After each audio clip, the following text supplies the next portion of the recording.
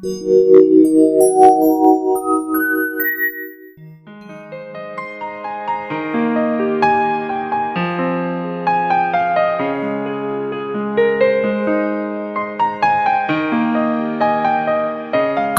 भाइयों बहनों, नमस्कार। वर्तमान समय के अधिकांश माता पिता इस बात को लेकर दुखी रहते हैं कि उनके बच्चे उनका कहना नहीं मानते, बात बात पर गुस्सा करते हैं, चिड़चिड़ाते हैं, उद्दंड हो गए हैं, आदि आदि। बंधुओं, यही कुसंस्कारी बच्चे यदि समय रहते न सुधर पाएं तो बड़े होकर अपने ही माता पिता पर हाथ उठाते हैं। कई बच्चे अपने वृद्ध माता पिता को वृद्धाश्रम तक भेज देते हैं और कुछ तो बड़ी बड़ी दुर्घटनाओं को भी अंजाम देते हैं, जिसका दंश परिवार और समाज को झेलना पड़ता है। माता पिता को बेइज्जती सहन करनी पड़ती है और बड़ा अफसोस होता है उस संतान के जन्म पर जिसके जन्म के लिए डॉक्टरों के चक्कर लगाए थे, जगह जगह मन्नतें मांगी थी, बड़े बड़े सपने संजोए थे और जन्म के बाद पालने पोसने, खिलाने पिलाने और पढ़ाने लिखाने में एड़ी चोटी एक कर दी थी। भाइयों बहनों, अब आपके हमारे लिए यह एक गहन मंथन का विषय है कि आखिर माता पिता और परिवार वालों ने संतान के परवरिश में ऐसी कौन सी कमी कर दी थी, उनसे ऐसी कौन सी भूलें हो गई थी जिसके कारण उन्हें संतान के होने पर आज पश्चाताप करना पड़ रहा है। और साथ ही यह भी गहन अध्ययन का विषय है कि दुनिया में जो बच्चे सुसंस्कारी हुए, माता पिता के आज्ञाकारी हुए, परिवार, समाज और राष्ट्र के लिए गौरव का कारण बने, उनके जन्म और पालन पोषण में कौन सी पद्धति अपनाई गई थी। गर्भ विज्ञान के इस चलचित्र में हम इसी रहस्य को आध्यात्मिक और वैज्ञानिक दृष्टि से समझने का प्रयास करेंगे, ताकि भविष्य में बनने वाले माता पिता श्रेष्ठ संतान प्राप्त करने की विधा को समय रहते समझ सकें और सीख सकें। बंधुओं, संतान का निर्माण वस्तुतः उसके पैदा होने के बाद नहीं, गर्भकाल से ही आरंभ हो जाता है और जन्म लेने तक लगभग 80% पूरा हो जाता है। यह प्रक्रिया हमें दिखाई नहीं देती, पर अदृश्य रूप से चलती रहती है। वॉइस रिकॉर्डर आवाज को जैसे अंकित कर लेता है, उसी तरह गर्भवती के मन में उठने वाले अच्छे बुरे सभी विचार एवं भावनाएं शिशु अपने अवचेतन मस्तिष्क में समेट लेता है। वह पूरी तरह से आत्म चैतन्य भी होता है। जीवात्मा पुराने शरीर को छोड़ चुकी होती है और इस नए शरीर की अनुभूति में नहीं होती, इसलिए उसका अवचेतन मन सभी नए अनुभूतियों को अपनी स्मृति में रखता जाता है। माँ की सोच, भावनाएं, व्यवहार एवं वातावरण का गर्भस्थ शिशु पर बहुत ही गहरा प्रभाव पड़ता है। आइए इसे समझने के लिए हम अपने स्वर्णिम इतिहास की ओर देखें।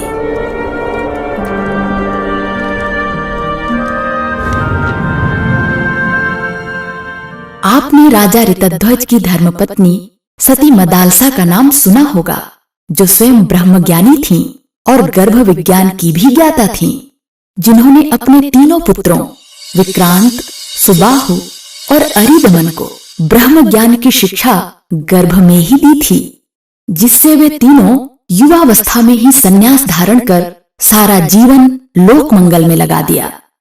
राजा ऋतध्वज ने एक दिन महारानी मदालसा के समक्ष अपनी चिंता व्यक्त करते हुए कहा कि आपने तीनों पुत्रों को सन्यासी बना दिया। यदि ऐसा ही रहा तो मेरा राजकाज कौन संभालेगा। इस पर महारानी मदालसा ने उत्तर दिया कि महाराज चिंता न करें, अगला संतान जो आएगा उसे हम कुशल शासक बनाएंगे। और बंधुओं, ऐसा ही हुआ। राजा ऋतध्वज और महारानी मदालसा दोनों ने ही गर्भ धारण के 3 माह पूर्व से ही संकल्प पूर्वक वातावरण बनाना प्रारंभ कर दिया। शौर्य और साहस से संबंधित साहित्य का अध्ययन किया। शयन कक्ष को वीरता के प्रतीकों से सजाया। गर्भधारण के बाद 9 माह तक अर्थात गर्भावस्था में ही शिशु को राजनीति की शिक्षा और एक कुशल राजा के संस्कार दिए। परिणाम यह हुआ कि उनका चौथा पुत्र अलर्क अपने पिता से भी अधिक कुशल और प्रतापी राजा बना। हस्तिनापुर नरेश राजा दुष्यंत दुर्वासा ऋषि के श्राप के कारण अपनी पत्नी शकुंतला को भूल चुके थे। उस समय राजा दुष्यंत का पुत्र रानी शकुंतला के गर्भ में पल रहा था और माता शकुंतला कश्यप ऋषि के संरक्षण में थी। शकुंतला ने पति वियोग के दुख का प्रभाव संतान पर नहीं पड़ने दिया, बल्कि उसके श्रेष्ठ सृजन के लिए अपने चिंतन, आहार, विहार, दिनचर्या और व्यवहार को उत्कृष्ट स्तर का बनाया। माता की साधना और ऋषि आश्रम के दिव्य वातावरण ने बच्चे को वीर योद्धा, चक्रवर्ती सम्राट के रूप में विकसित किया। वह बाल्यावस्था में ही शेर के दांत गिना करता था। उस बालक का नाम भरत था, जिसके नाम पर ही हमारे इस देश का नाम भारत पड़ा। इसी प्रकार जीजाबाई ने शिवाजी का, माता सीता ने लवकुश का और पुतली बाई ने गांधी का निर्माण किया।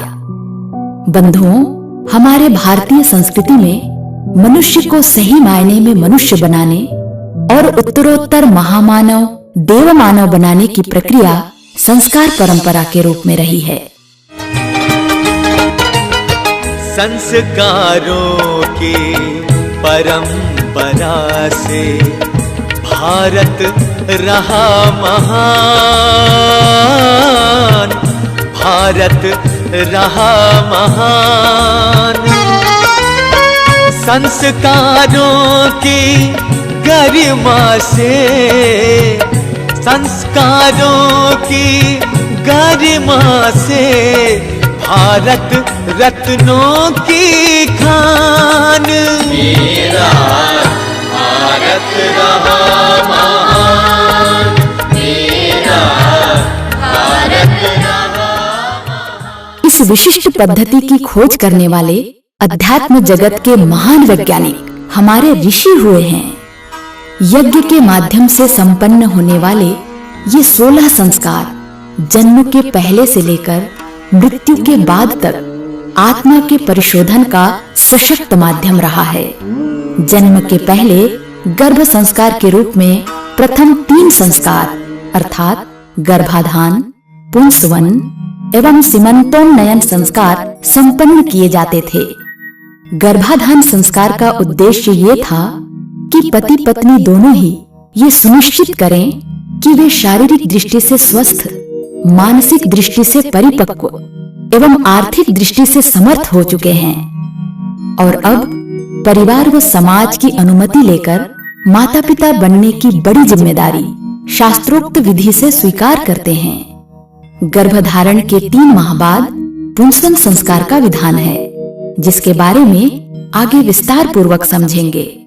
7वें माह में तीसरा संस्कार सीमंतोन्नयन कराया जाता था, जिसमें गर्भ शुद्धि और आदर्श दिनचर्या को दृढ़ता पूर्वक पालन करने का संकल्प भावी माता पिता और घर के परिजनों द्वारा यज्ञ के समक्ष लिया जाता था।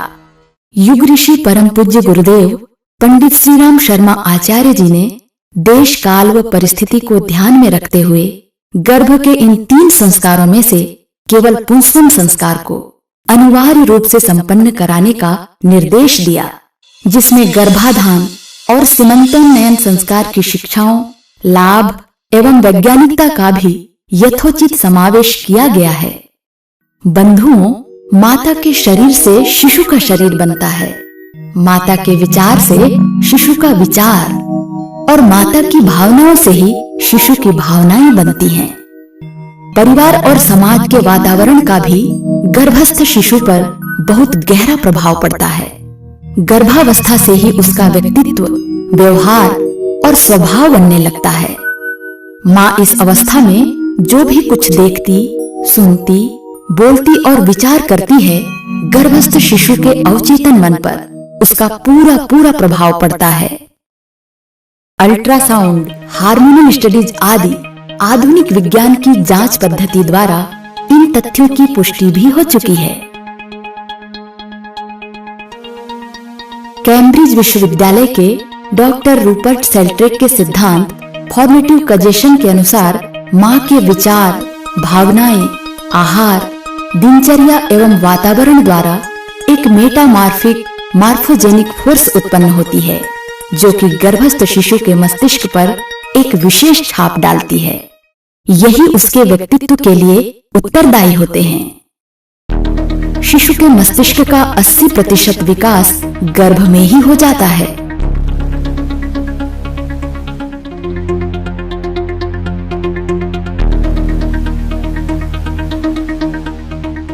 मां प्रसन्न रहती है तो सकारात्मक हार्मोन्स जैसे सीरोटोनिन, एंडोर्फिन, एनकेफ्रिन का स्राव होता है। यदि मां दुखी रहती है तो नकारात्मक हार्मोन्स जैसे एड्रीनलिन, नॉरएड्रेनालिन, एसीटीएच, कॉर्टिसोल आदि का स्राव होता है। ये हार्मोन्स रक्त द्वारा शिशु के अवचेतन मस्तिष्क, जिसे चिकित्सकीय भाषा में हाइपोथैलेमस एवं लिम्बिक सिस्टम कहते हैं, पर छाप डालते हैं और वैसे ही व्यक्तित्व वाला शिशु बनता चला जाता है।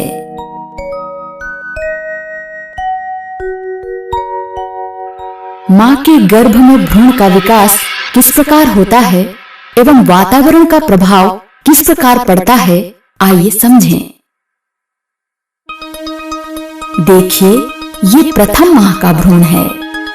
दूसरे सप्ताह में बच्चे के मस्तिष्क का आधार न्यूरल प्लेट बन जाती है। तीसरे सप्ताह में न्यूरोएक्टोडर्म बन जाता है और चौथे सप्ताह में सभी संस्थानों की नींव बन जाती है। न्यूरल ट्यूब बन जाता है और इसी न्यूरल ट्यूब से ब्रेन और स्पाइनल कॉर्ड बनता है।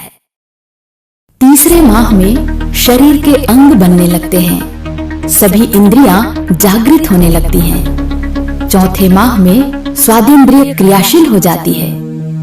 मस्तिष्क की कोशिकाएं 250,000 प्रति मिनट की रफ्तार से बढ़ने लगती है।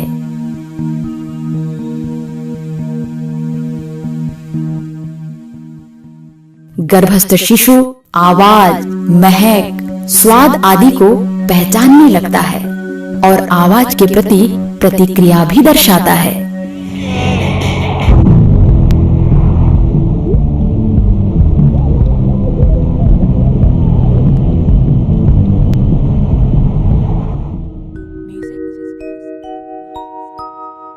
ऐसे विशेष समय में जब गर्भस्थ शिशु बाह्य वातावरण के प्रति संवेदनशील हो चुका है, माता पिता के चिंतन, व्यवहार एवं परिवार के वातावरण से प्रभावित होने लगा है, तब बच्चे को हम जैसा बनाना चाहते हैं, जो सिखाना चाहते हैं, वह सब अब संभव है। ऐसे महत्वपूर्ण समय का सदुपयोग करने एवं श्रेष्ठ संतति निर्माण हेतु हमारे ऋषियों ने एक शिक्षण की व्यवस्था बनाई, जिसे हम पुंसवन संस्कार के नाम से जानते हैं। आजकल इसे गर्भ संस्कार के नाम से भी जानने लगे हैं। यह संस्कार यज्ञीय वातावरण में संपन्न होता है, जिसमें माँ के आहार, विहार, चिंतन एवं व्यवहार को श्रेष्ठ, पवित्र बनाकर रखने और घर के वातावरण को भी दिव्य बनाकर रखने का संकल्प कराया जाता है। साथ ही यज्ञीय ऊर्जा एवं वेद मंत्रों के माध्यम से जीवात्मा के पूर्व जन्मों के कुसंस्कारों का परिशोधन और श्रेष्ठ संस्कारों का बीजारोपण किया जाता है। विभिन्न संप्रदायों में गर्भोत्सव मनाने की परंपरा है, जिसमें गर्भवती माता एवं शिशु के अच्छे स्वास्थ्य के लिए पौष्टिक आहार एवं जन्म लेने वाले शिशु के लिए कपड़े, खिलौने आदि उपहार स्वरूप भेंट किए जाते हैं, जिसे गोद भराई, बेबी शावर आदि विभिन्न नामों से जाना जाता है। बंधुओं, इस उत्सव में शारीरिक स्वास्थ्य एवं भौतिक व्यवस्था की ओर तो सभी ध्यान देते हैं, किंतु मानसिक, सामाजिक, भावनात्मक एवं आध्यात्मिक स्वास्थ्य छूट जाता है। विश्व स्वास्थ्य संगठन ने भी समग्र स्वास्थ्य की अपनी परिभाषा में कहा है कि पूर्ण स्वास्थ्य का मतलब है शारीरिक, मानसिक, सामाजिक और आध्यात्मिक दृष्टि से स्वस्थ होना, अर्थात शारीरिक स्तर पर स्वस्थ, मानसिक स्तर पर स्वच्छ, सामाजिक स्तर पर सभ्य एवं आत्मिक स्तर पर श्रेष्ठ भावनाओं का होना। अब आइए आगे देखें। 5वें माह में सभी इंद्रियों के केंद्र बन जाते हैं और विभिन्न आवाजों, भाषाओं एवं तीव्र आवाज पर शिशु प्रतिक्रिया भी व्यक्त करता है। डॉक्टर इवास के शोध के अनुसार इस समय माँ जो संगीत सुनती है उसे गर्भस्थ शिशु जन्म के बाद भी पहचान कर प्रतिक्रिया व्यक्त करता है।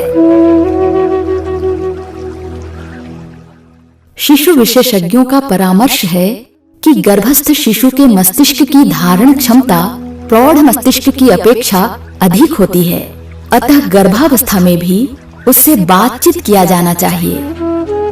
गर्भस्थ शिशु मां के अतिरिक्त पिता, भाई, बहन तथा अन्यों के द्वारा रोजाना प्रयुक्त होने वाले औसतन 5000 शब्दों को सीखने की क्षमता रखता है।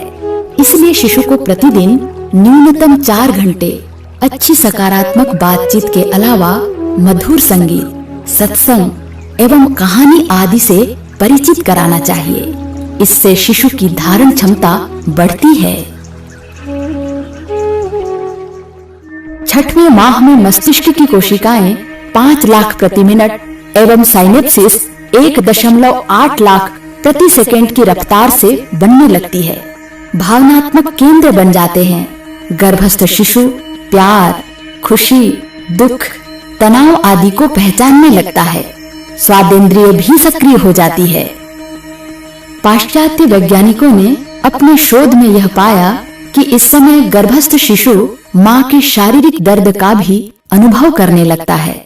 मां के दुखी होने और प्रसन्न होने का प्रभाव गर्भस्थ शिशु पर किस प्रकार पड़ता है, आइए देखते हैं।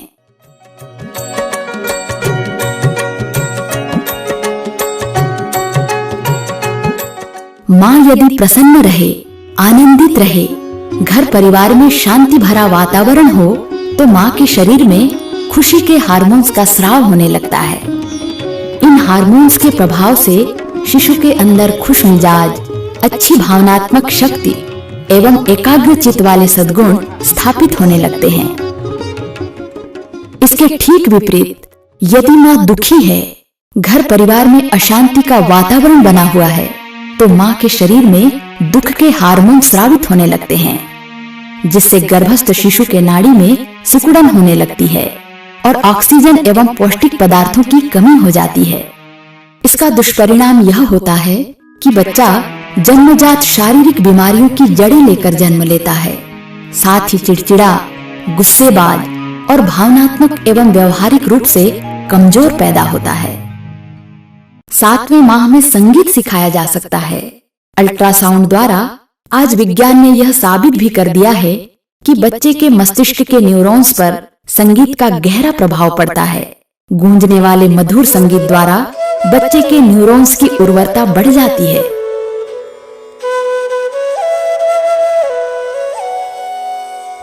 सबसे अच्छी प्राकृतिक गूंजने वाली आवाज ओम है।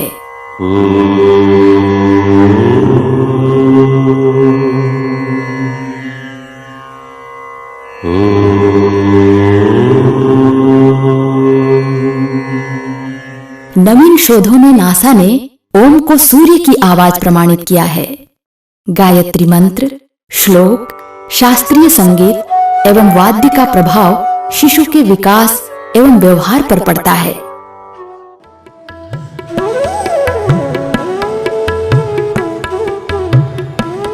आठवें माह तक याददाश्त और सीखने के केंद्र पूर्ण रूप से विकसित हो जाते हैं और सारी इंद्रियां क्रियाशील हो जाती हैं। When? Jumping. Very good. ओम श्री परमात्मने नमः। अथ सप्तदशोऽध्यायः। श्रद्धात्रय विभागयोगः। अर्जुन उवाच ये शास्त्रविधिमुत्सृज्य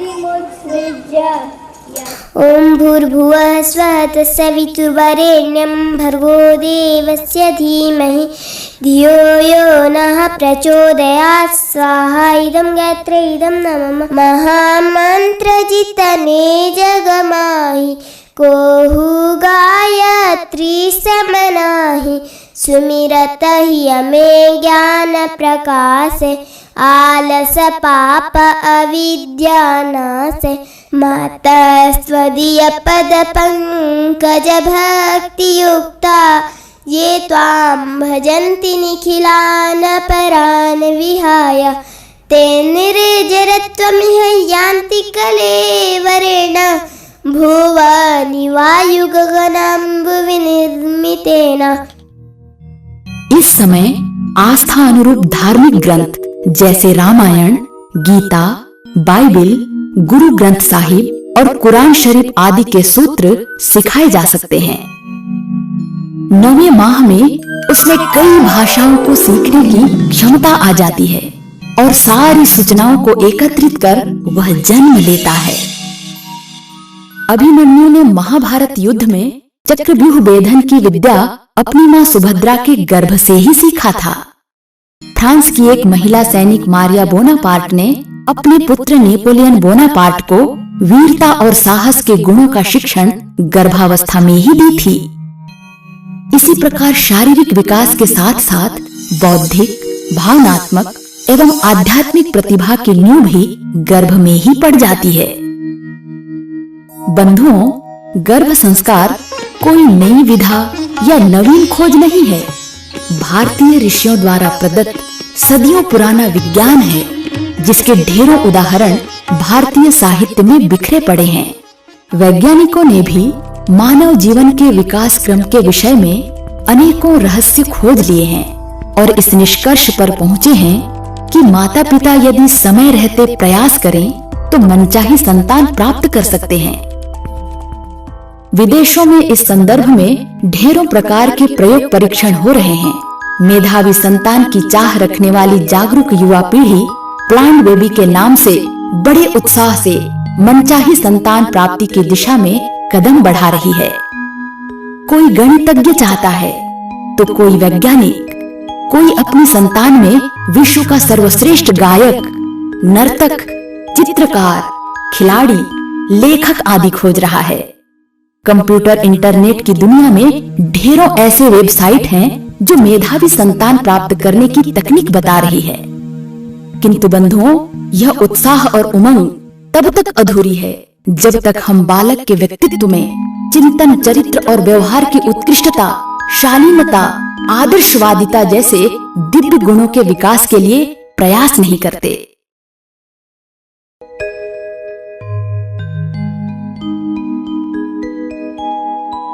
तो अब आइए एक स्वस्थ, मेधावी, प्रखर, प्रतिभावान एवं व्यक्तित्ववान संतान प्राप्ति के लिए प्रायोगिक तौर पर क्या क्या करना अनिवार्य है समझने का प्रयास करते हैं। नियमित हो दिनचर्या माँ की, यह भी बहुत जरूरी है। स्वस्थ सुगढ़ पीढ़ी की इच्छा इसके बिना अधूरी है। प्रातः काल नींद खुलते ही बिस्तर पर पालथी लगाकर बैठें। नेत्र बंद करके दोनों हाथ जोड़ लें। अब परम पिता परमात्मा का धन्यवाद करें। हे प्रभु, आपने आज का यह दिन हमें नए जन्म की तरह प्रदान किया है। इसके लिए आपको कोटि कोटि धन्यवाद। हे सर्वशक्तिमान भगवन, हमें ऐसी शक्ति देना जिससे हम इस सुर दुर्लभ मानव जीवन को सार्थक बना सकें। बिस्तर पर ही बैठे बैठे प्रार्थना की 2 पंक्ति मन ही मन गाएं या संगीत प्रार्थना का ऑडियो भी चला सकते हैं।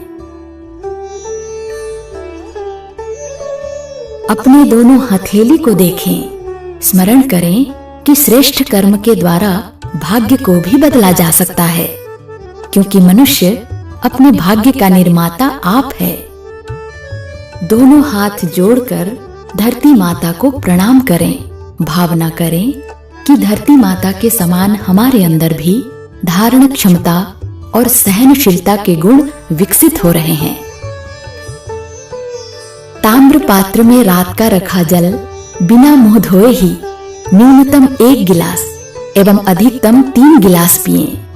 बैठकर एवं धीरे धीरे चूस चूस कर पिएं।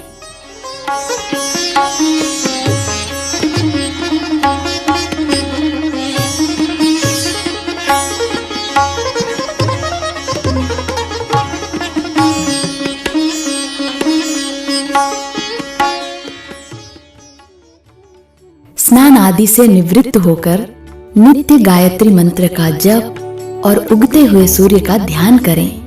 ध्यान करते समय भावना करें कि सूर्य की तेजस्वी किरणें गर्भस्थ शिशु के रोम रोम में प्रवेश कर उसे स्वस्थ, प्रतिभावान, भावनाशील, व्यक्तित्ववान एवं तेजस्वी बना रही है। बंधुओं, गर्भवती माता यदि नियमित गायत्री मंत्र का जप करती है तो शिशु में दया, करुणा, ममता जैसे देवत्व के गुणों का विकास होता है। गायत्री मंत्र की महिमा का गान ऋषियों और महापुरुषों ने तो किया ही है, साथ ही वर्तमान समय के वैज्ञानिकों ने भी अपने शोध द्वारा यह पाया है कि गायत्री महामंत्र के उच्चारण से बौद्धिक क्षमता का अनंत विस्तार किया जा सकता है। जप ध्यान के बाद श्रद्धा संवर्धन के लिए सूर्य भगवान को अर्घ्य देवें। इसके बाद योगाभ्यास का क्रम आता है। गर्भवती माताएं कुशल चिकित्सक एवं योग विशेषज्ञ के परामर्श से ही आसन एवं प्राणायाम करें। गर्भावस्था में योगाभ्यास करने से लाभ: शरीर लचीला, तंदुरुस्त एवं मजबूत बनता है। प्रसव पीड़ा कम करने में सहायक होता है। पैल्विक क्षेत्र को मजबूत व लचीला बनाकर गर्भाशय ग्रीवा के आसपास तनाव मुक्त रखता है। गर्भावस्था के दौरान होने वाली समस्या जैसे कमर दर्द, कब्ज, पैरों में सूजन, हाइपर एसिडिटी, चिंता, रात को अच्छी नींद न आना, भूख कम लगना, थकावट, बच्चे का कम वजन होना आदि को ठीक करता है।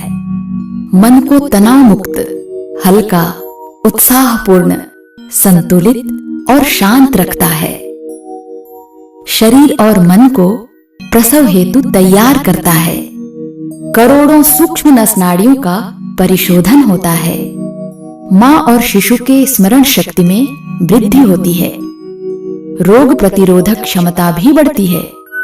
अब आइए जाने गर्भवती माता को योगाभ्यास के दौरान कौन कौन सी सावधानियां बरतनी चाहिए। स्नान और योग के बीच न्यूनतम 1 घंटे का अंतर होना चाहिए। अनावश्यक जोर न लगाएं। क्षमता के अनुसार ही योगाभ्यास करें। पेट के बल लेटकर किए जाने वाले आसनों को न करें। प्रातः एवं सायं खाली पेट ही योगाभ्यास करें। आसनों का अभ्यास करने से पहले मूत्राशय एवं आंतें खाली कर लें। योगाभ्यास ढीले वस्त्र पहनकर हवादार एवं स्वच्छ स्थान पर मुलायम आसन बिछाकर करें। विशेष परिस्थिति में व्यायाम एवं आसन ना करें, जैसे हाई ब्लड प्रेशर, गर्भ में जुड़वा बच्चों का होना, हृदय रोग का होना, रक्तस्राव का होना, समय के पूर्व गर्भाशय की थैली का फटना आदि।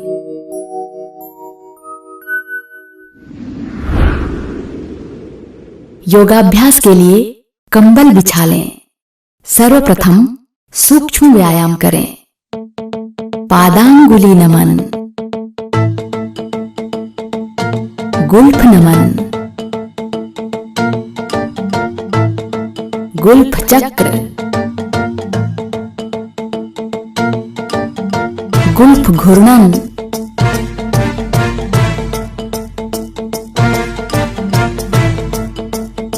मुष्टिका बंध, मणिबंध नमन,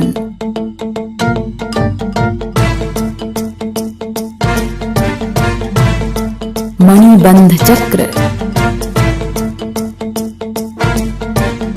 कोहनी नमन, स्कंध चक्र,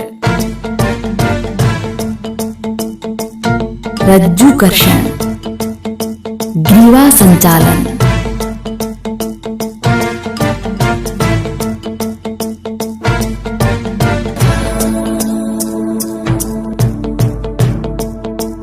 नेत्र घूर्णन,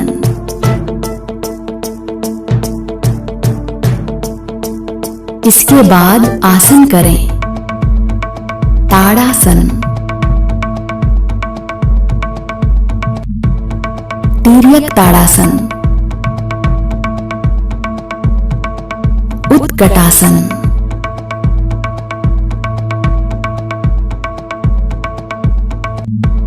त्रिकोणासन,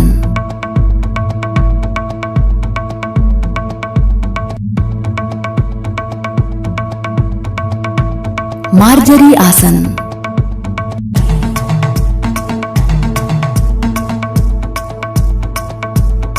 सेतु बंधासन,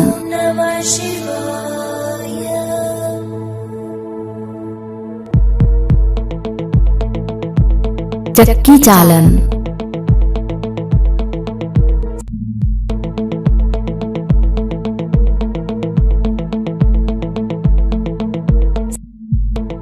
तितली आसन,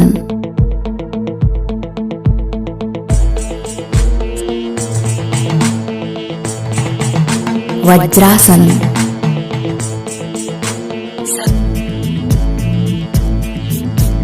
मत्स्य क्रीडासन,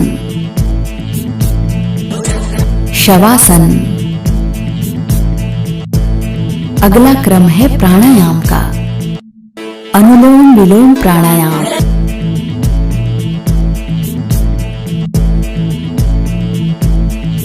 भ्रामरी प्राणायाम, प्राणाकर्षण प्राणायाम।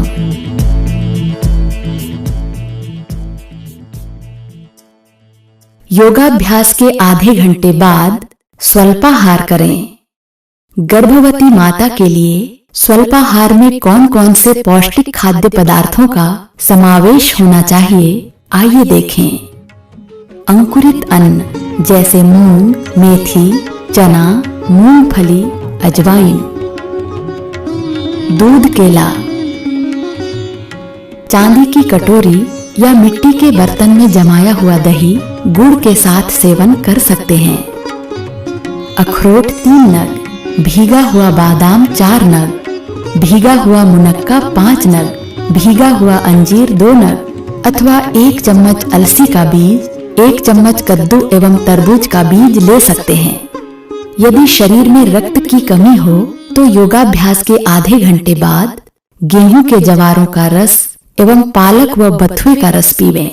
इसके 1 घंटे बाद स्वल्पाहार करें।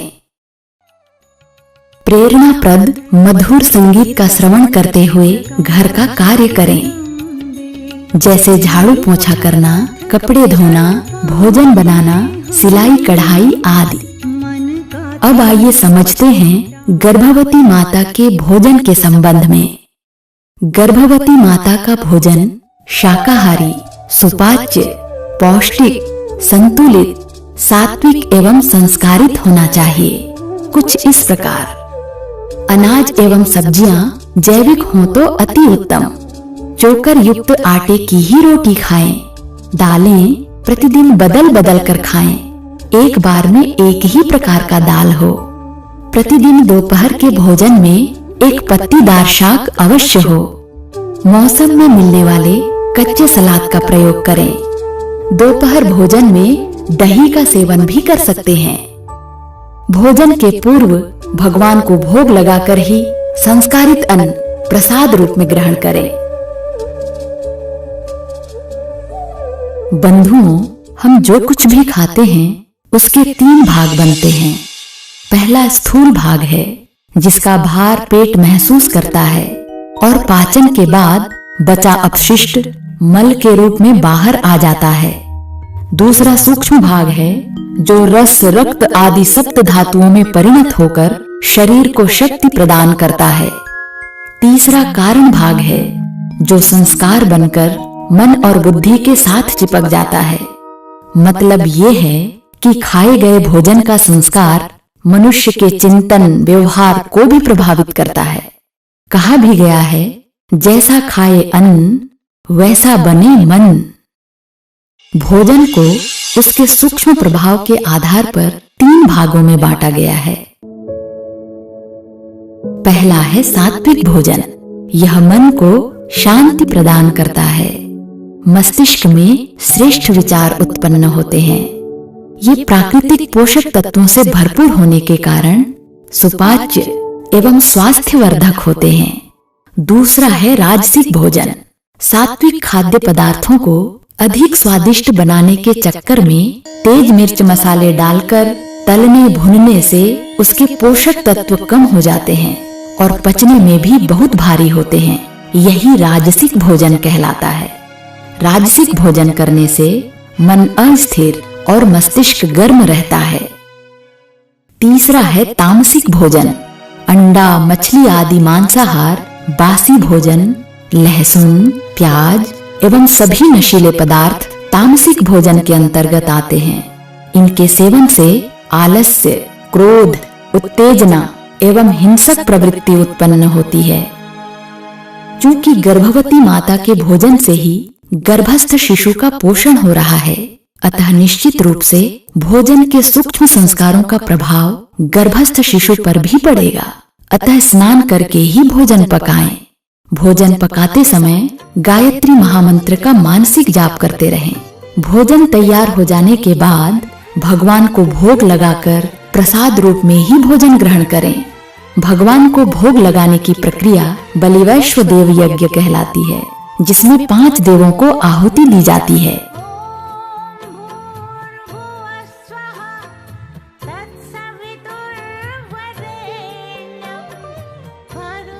दोपहर के समय गर्भस्थ शिशु के साथ सकारात्मक विषयों को लेकर संवाद करनी चाहिए, जैसे सज्जन व्यक्तियों के गुणों की चर्चा, पारिवारिक आपसी बातचीत, समाज में हो रहे अच्छे कार्यों की चर्चा, परिवारीजनों के श्रेष्ठ गुणों की चर्चा आदि।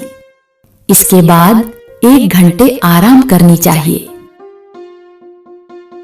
लगभग 3 या 4 बजे के आसपास फल, सलाद एवं छाछ का सेवन करें। गायत्री महामंत्र या महामृत्युंजय मंत्र का मानसिक जप एवं भावार्थ का चिंतन करते हुए घर का कार्य प्रसन्न भाव से संगीतमय वातावरण में करें।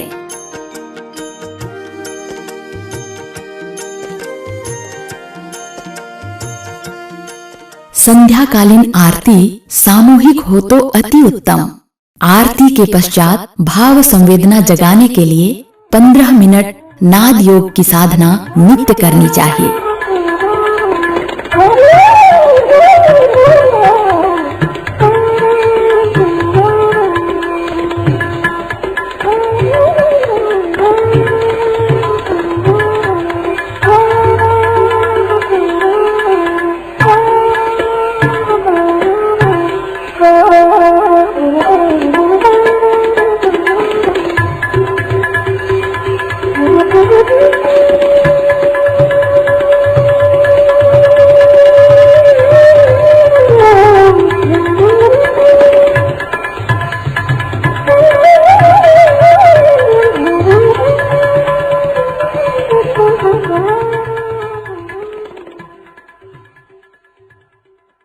रात्रिकालीन भोजन जल्द ही करें, जिसमें दलिया, खिचड़ी, रेशेदार सब्जी आदि हल्का सुपाच्य आहार रहे। इसके अतिरिक्त कभी कभी गुड़ या मिश्री डालकर बनाया गया खीर का सेवन भी कर सकते हैं।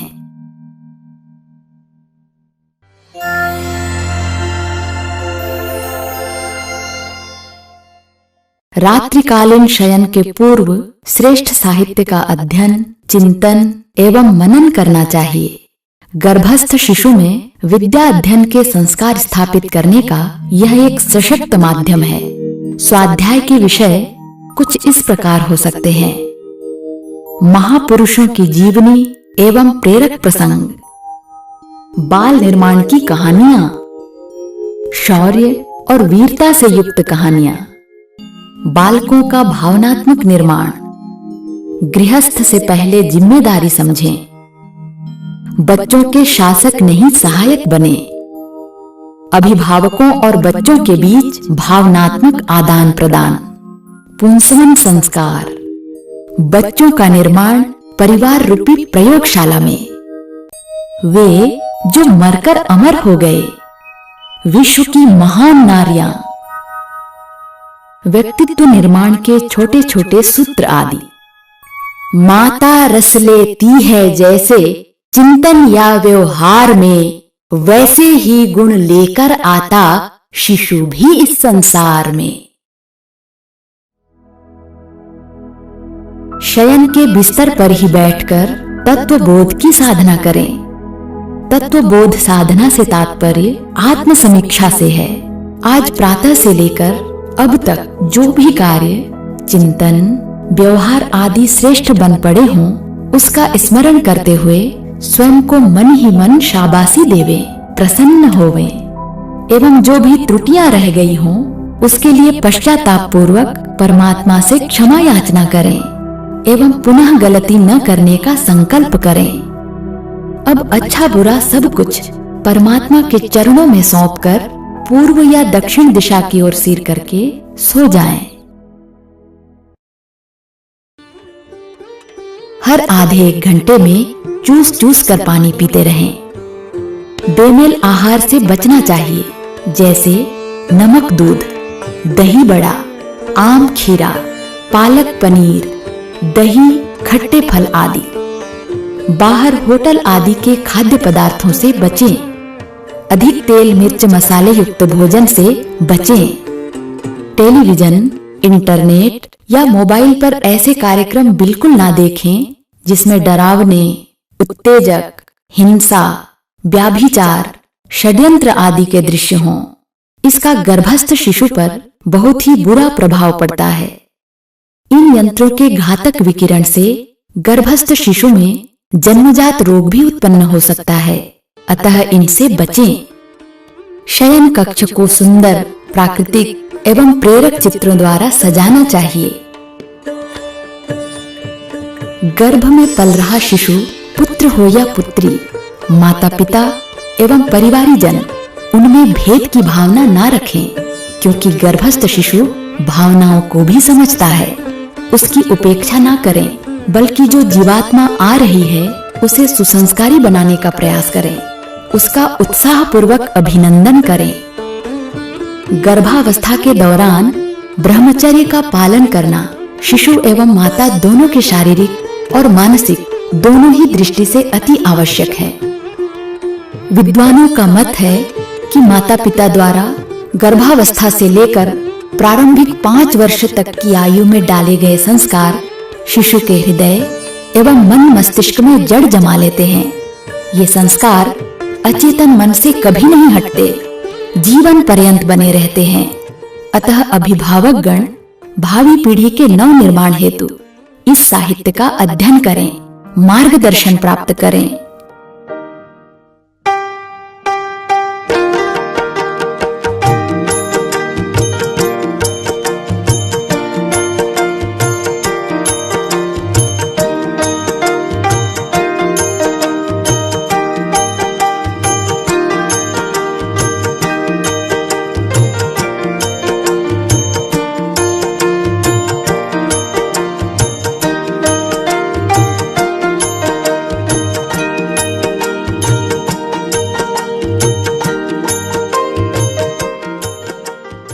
हमारे YouTube चैनल शांति कुंज रेडियो गायत्री परिवार को सब्सक्राइब करें एवं बेल आइकन जरूर दबाएं ताकि गायत्री परिवार की विभिन्न गतिविधियों की जानकारी आपको मिलती रहे।